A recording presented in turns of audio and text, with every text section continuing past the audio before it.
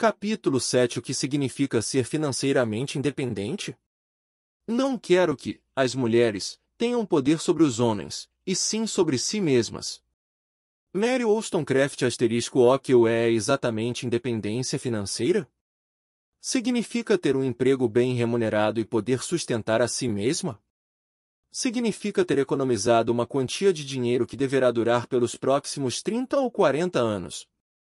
Seria algo baseado numa herança longamente esperada? Ou seria uma pensão do ex-marido? Para muita gente, a liberdade financeira se traduz em vou trabalhar até os 60 e então me aposentar. Existem inúmeros conceitos por aí sobre o que constitui independência financeira. Segue-se uma definição que venho utilizando há muitos anos, cujo significado permitiu que eu me aposentasse aos 37 anos. Antes me deixem dizer o seguinte, recomendo enfaticamente que você leia Pai Rico, Pai Pobre. O livro foi escrito por meu marido, Robert, e conta uma história verdadeira, baseada nos dois pais que ele teve. O pai pobre de Robert foi seu pai biológico, um doutor em filosofia altamente preparado, que foi superintendente das escolas do Havaí. R.O. Bert veio a chamá-lo de meu pai pobre porque, não importava o quanto ganhasse, estava sempre duro no fim de cada mês. O pai rico de R.O. Bert era, como eu disse às minhas amigas, o melhor amigo do pai biológico, Campos, em Mulher Rica, 1207, capítulo 8, segunda prova precursora do feminismo, mais conhecida como Mary Shelley e autora de Frankenstein. Code Robert. Pai rico teve pouquíssima instrução formal, mas acabou construindo um império imobiliário no Havaí. Pai rico, pai pobre é, portanto, uma história sobre o que dois pais ensinaram aos filhos, Robert e seu melhor amigo, acerca do assunto dinheiro. A maior parte de minha filosofia e de meus conceitos relativos a dinheiro, riqueza e liberdade financeira decorre daquilo que aprendi por intermédio do que Robert escreveu sobre seu pai rico. Portanto, em vez de oferecer a você uma versão de terceira mão das lições de Pai Rico, proponho que você leia Pai Rico, Pai Pobre. O livro lhe fornecerá as informações fundamentais e uma sólida base sobre a qual se apoiar. Pai Rico, Pai Pobre é uma leitura obrigatória se você estiver pensando seriamente em seu futuro financeiro. A coisa mais surpreendente que descobri, a partir das informações de Pai Rico, foi que aquilo que ele fez para acumular sua riqueza diverge em quase 180 graus do que especialistas financeiros afirmam. E que investir não é nenhuma ciência complicada. Exige apenas algum tempo, informações e bom senso.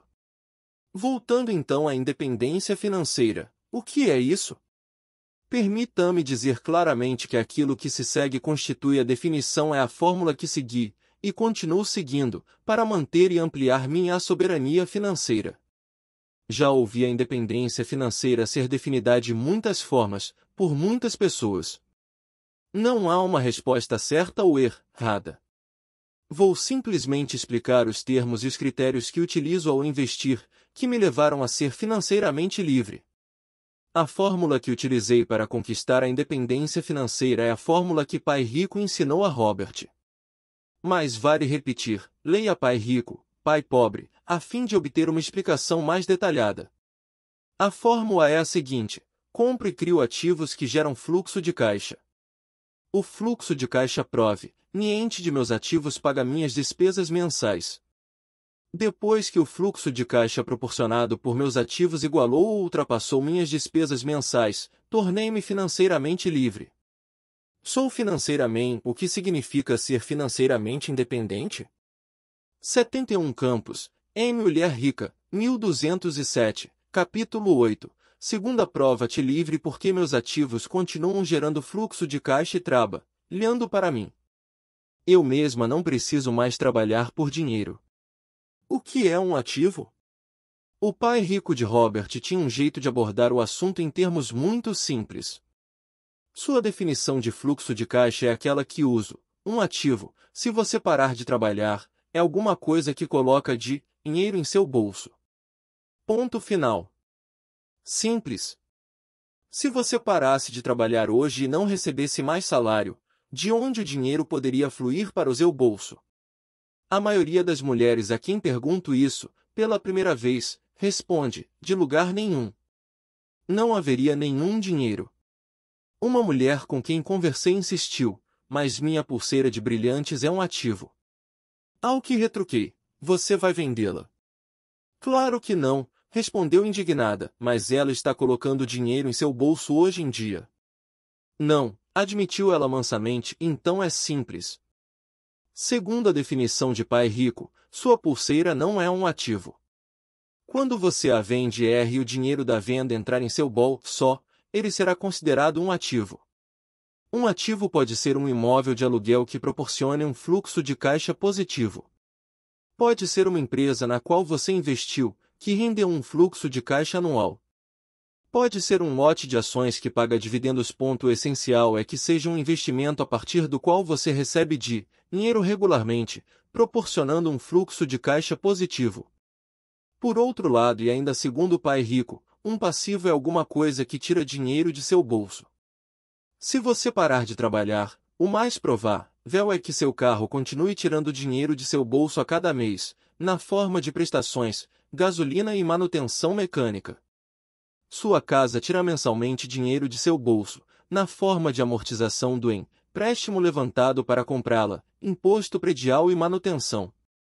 Tanto o carro quanto a casa geram fluxo de caixa negativo. 72 Mulher Rica Campos, em Mulher Rica, 1207, capítulo 8, segunda prova. De acordo com o pai rico, a razão para as pessoas enfrentarem problemas financeiros ou não progredirem consiste nos passivos que elas foram levadas a acreditar que constituem ativos.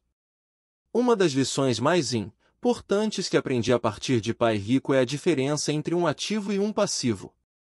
Portanto, a primeira parte da fórmula é comprar ou criar ativos. E um ativo, segundo o pai rico, é alguma coisa que gera fluxo de caixa positivo.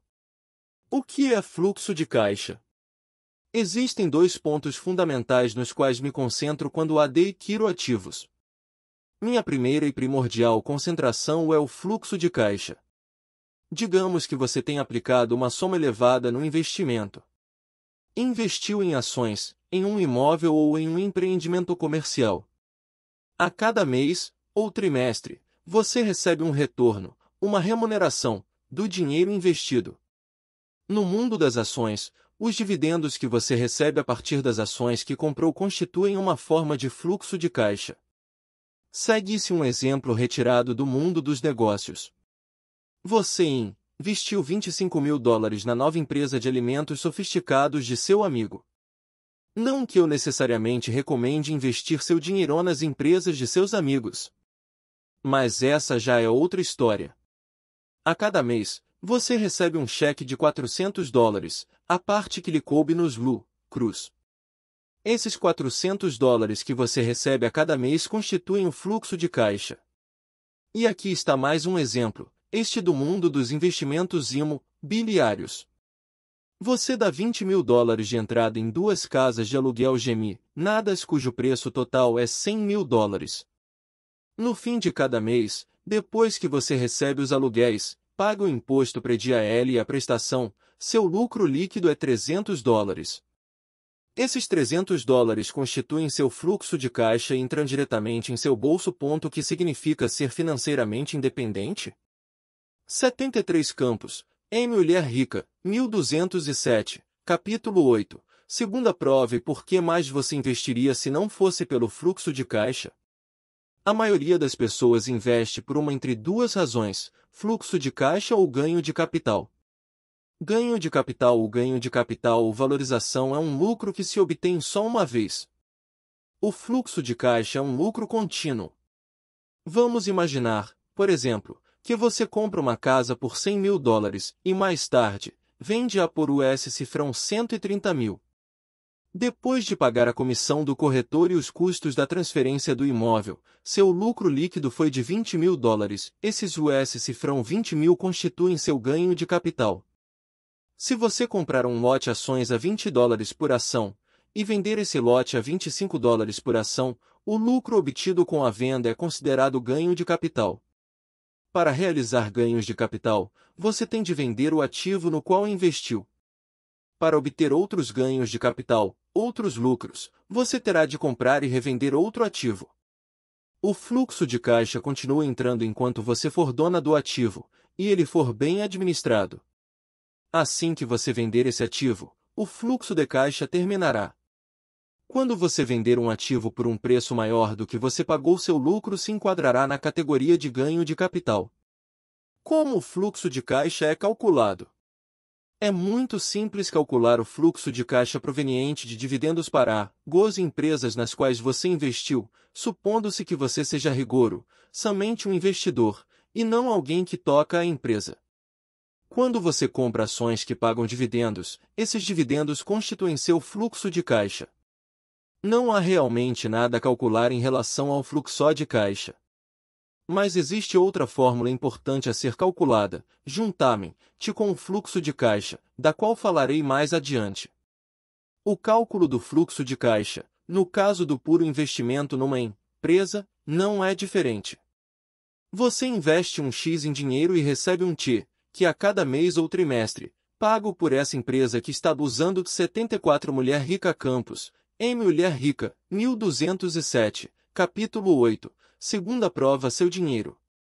O fluxo de caixa que você recebe provém normalmente dos lucros dessa empresa. Se isso tudo lhe parece estranho, não deveria parecer. Não é diferente de uma conta de poupança. Os juros que você recebe sobre sua poupança podem ser considerados fluxo de caixa. O problema da poupança é que, com os juros anuais atualmente em 6% mais ATR, seu fluxo de caixa não representa muito. Sendo uma investidora, você quer que seu dinheiro trabalhe duro por você. E um retorno de 7% anuais seria o retorno de um investimento conservador.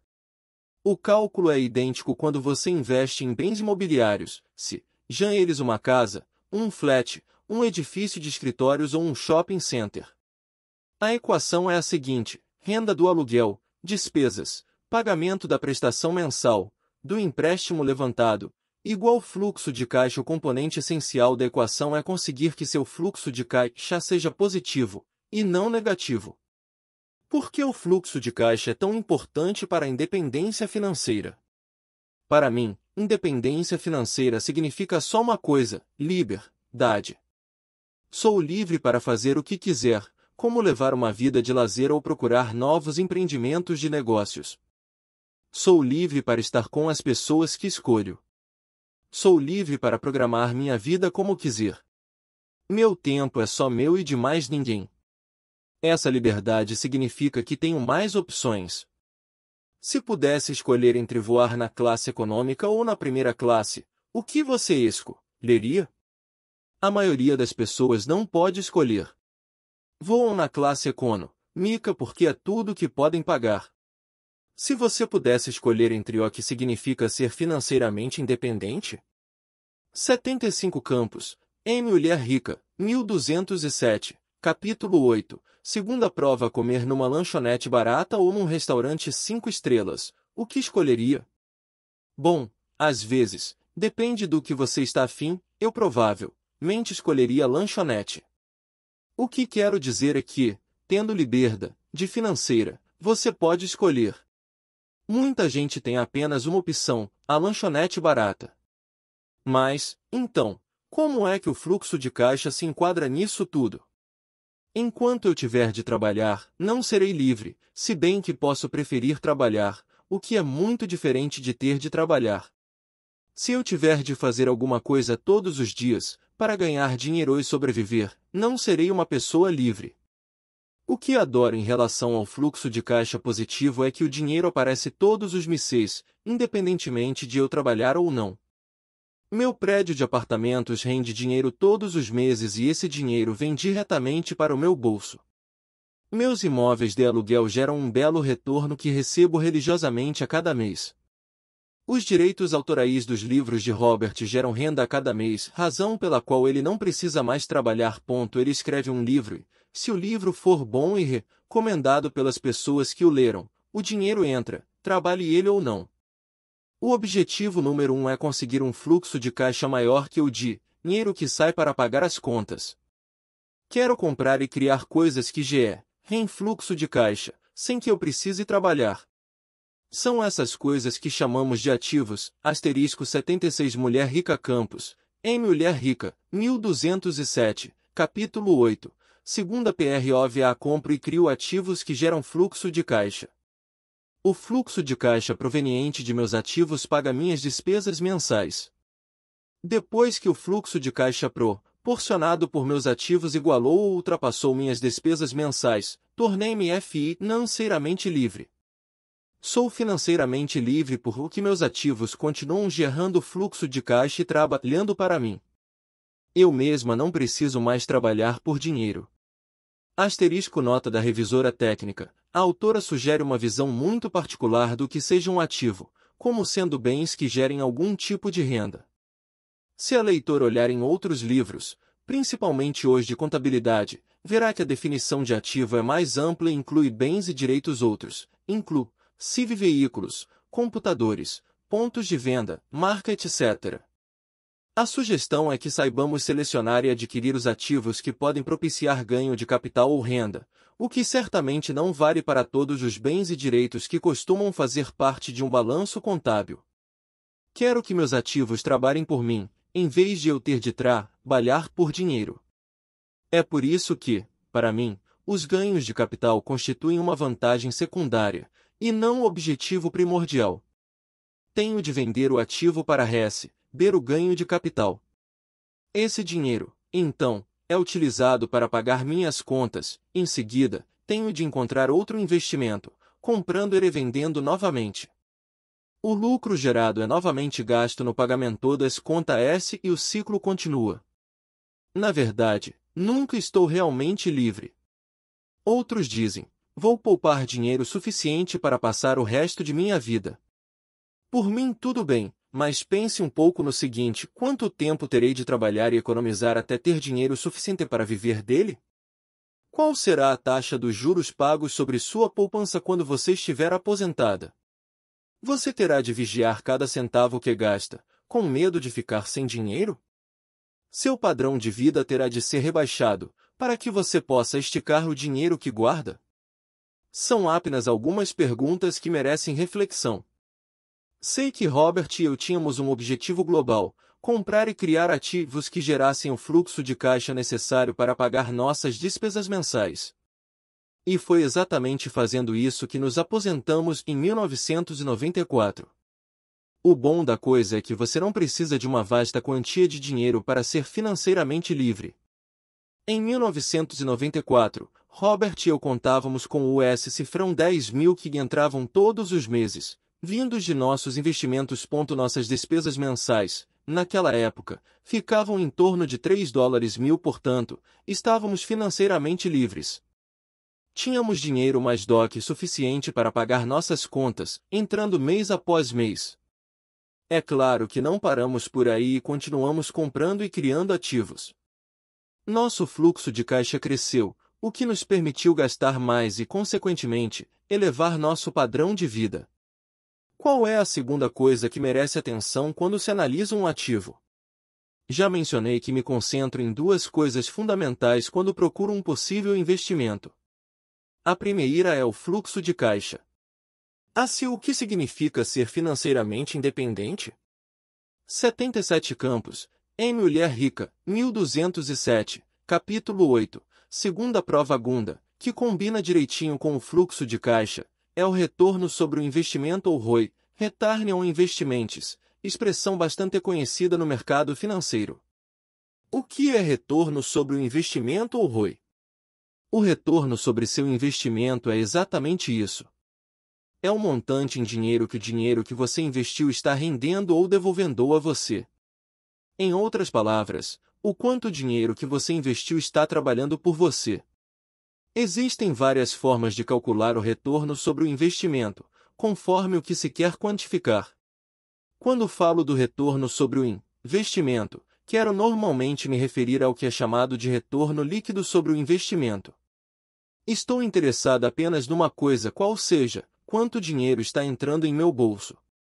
Algumas fórmulas levam em conta a depreciação, quando se calcula o ROI. Uma das fórmulas supõe que o fluxo de caixa que você está recebendo é imediatamente reinvestido e leva isso em consideração.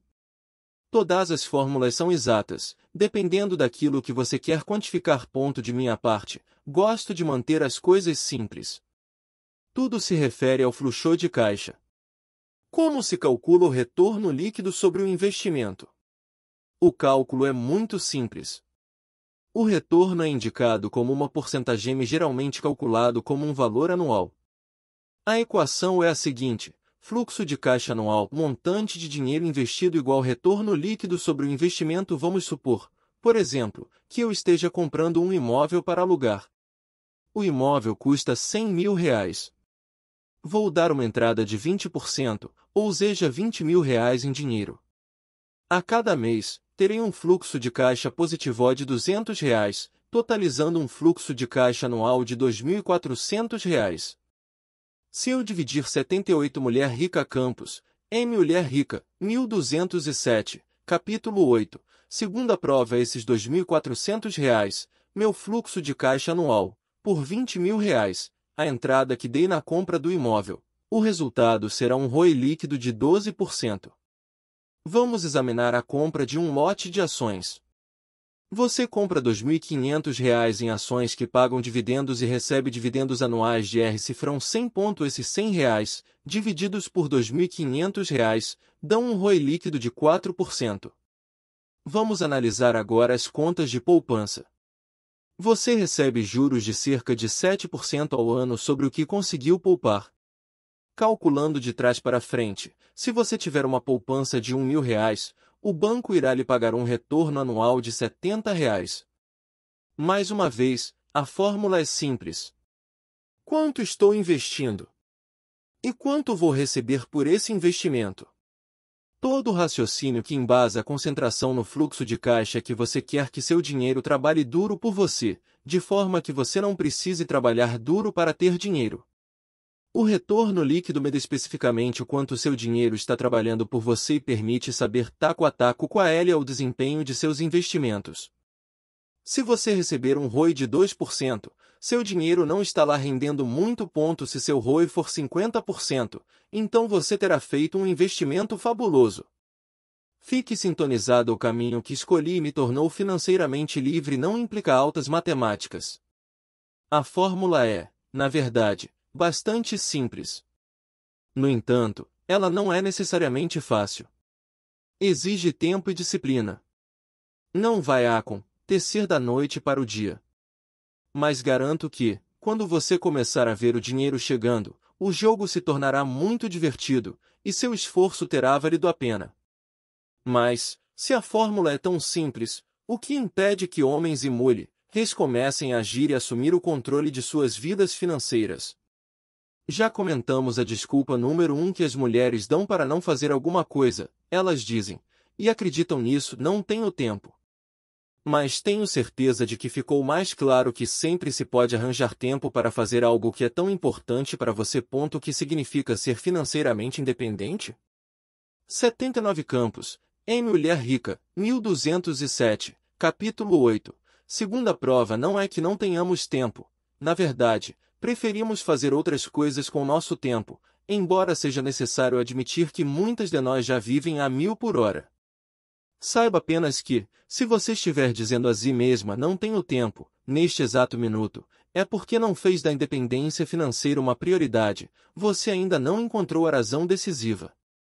Mas posso afirmar, por experiência própria, que, depois que as mulheres transformam seu bem-estar financeiro numa prioridade, não há nada que possa detê-las. E é cada vez maior o número de mulheres que estão fazendo exatamente isso. Então, o que está detendo a nós, mulheres?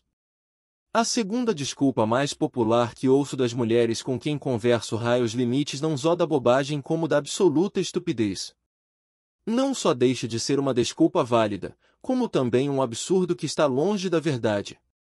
A desculpa número 2 que nós, mulheres, apresentamos, é 80 Mulher Rica Campos, M. Mulher Rica, 1207, capítulo 8, segunda prova.